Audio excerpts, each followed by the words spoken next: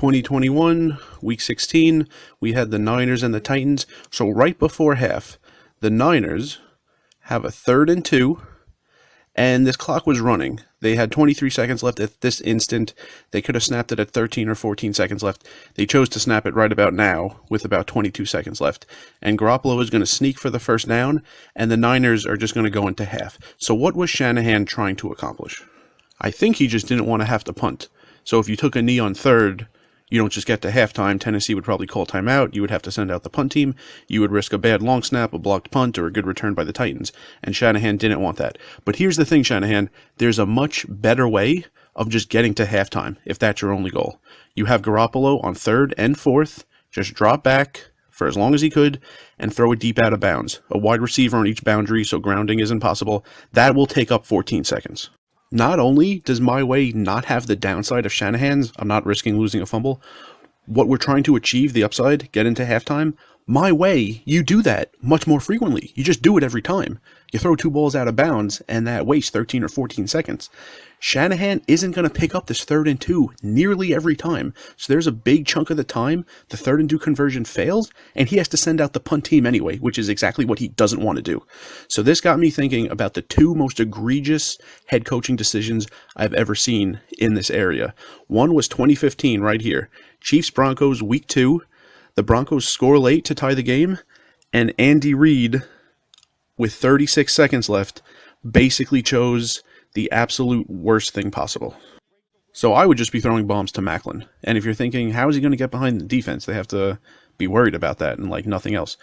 Well, Kellen Moore and Titus Young got behind the defense in 2010, Boise State, Nevada. And then in 2012, Jacoby Jones got behind the defense, and Flacco found him for the 70-yard touchdown, which led to an overtime win. So it's happened before. Even if everyone knows it's coming, it still happened. Macklin doesn't even need to catch it, by the way. You don't need a touchdown. If he could just draw a DPI, that would be great, and you would be in field goal range. But what does Andy Reid do instead? The dumbest thing possible. He just gives it to Jamal Charles for a draw. Like, I don't know what you're thinking could happen. And he fumbles, and Denver runs it back, and the Chiefs lose. And these calls actually happen all the time, but usually Jamal Charles would just like get 2 yards, get tackled, and they would go into overtime. It's really overshadowed because of how infrequently the absolute worst case scenario happens, but this was one of the times that worst case scenario happened. So let's look at this mathematically in a way. And I say in a way because we're not going to have any numbers or calculations in this video. We're just going to list some outcomes in order of best to worst and see what I'm talking about here. So we just need some kind of a scale, and as adequate as, let's say, a 0 to 10 scale would be. It's actually incredibly boring. So instead of 0 to 10, we're going to use a Joe Judge to Bill Belichick scale. That's a lot better. So, Andy Reid wanted to run a draw. Moron. What's the worst thing that could happen? Exactly what happened. You lose a fumble, you lose the game. What's the best thing that could happen? And if you're going to tell me that Jamal Charles all the time just breaks off 70-yard runs when everyone sees it coming, you're wrong. So what's the best thing that could happen? However many yards he picks up or doesn't pick up, he just doesn't fumble, and that's the last play you run, and you go into overtime. I mean, you're really like hoping he just breaks off an 80-yard run. That's not happening. What's my worst case scenario? I want to throw bombs to Macklin. If he doesn't come down with them, if he doesn't draw any flags, you try that twice. If nothing happens, you take a knee on 3rd, you get into overtime. What's my best case scenario, though? Macklin comes down with one or draws a DPI, and you win with a field goal as the clock expires. So it does not take a genius. It doesn't even take any calculations to see this. That Andy Reid's decision and what I wanted to do, we have this common outcome. When your best case scenario is the same as another plan's worst case scenario, you're doing something incredibly, incredibly wrong. There's just absolutely no benefit, and all you're doing is risking something catastrophic. And that's exactly what happened week 2 in 2015. So when else did this happen? In 2014, TCU was playing Baylor. This is right at the end of the first half. So there are only 8 seconds left, okay?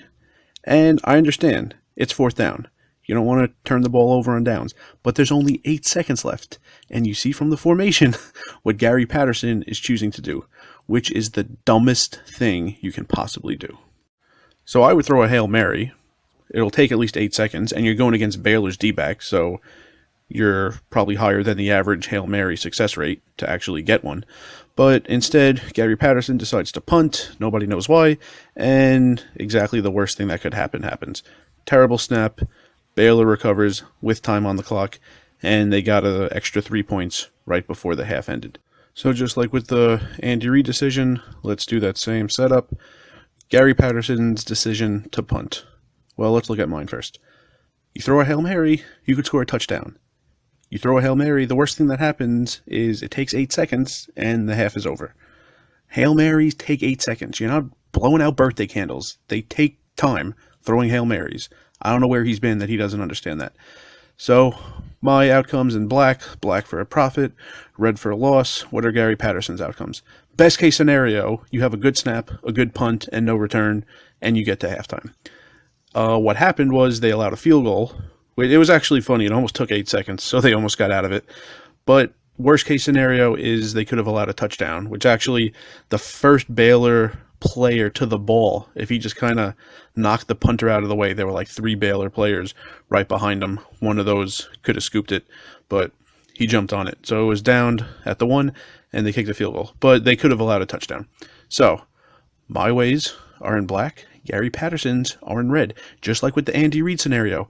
When you have a plan and the best case scenario of that plan is a different plan's worst case scenario, you don't need numbers. You don't need to understand any numbers. You don't need to know how to multiply. You don't need to know how to take a triple integral of something. You need to understand that when there's another plan out there, which by the way isn't difficult to come up with, and that other plan's worst case scenario is the best thing you could possibly pull off, you're doing something horrendously bad, and you should be ditching your plan and doing this other one. So with this one, the only thing I could think is that Gary Patterson seriously thinks Hail Marys don't take at least 8 seconds. So just to show him what's what, here's a bunch of college Hail Marys, all of which take at least 8 seconds, just like basically everyone in the history of the world ever has.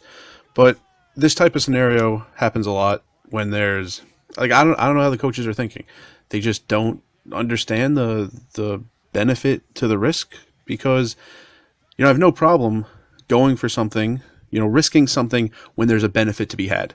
But when there's absolutely no benefit to be had, like that Jamal Charles draw and this punt with 8 seconds left in the TCU game, I don't get how you could be deciding to do that. It's like really mind-boggling, and I don't get how like reporters aren't questioning it, other people on the staff aren't saying anything, owners aren't saying anything. I just don't understand that.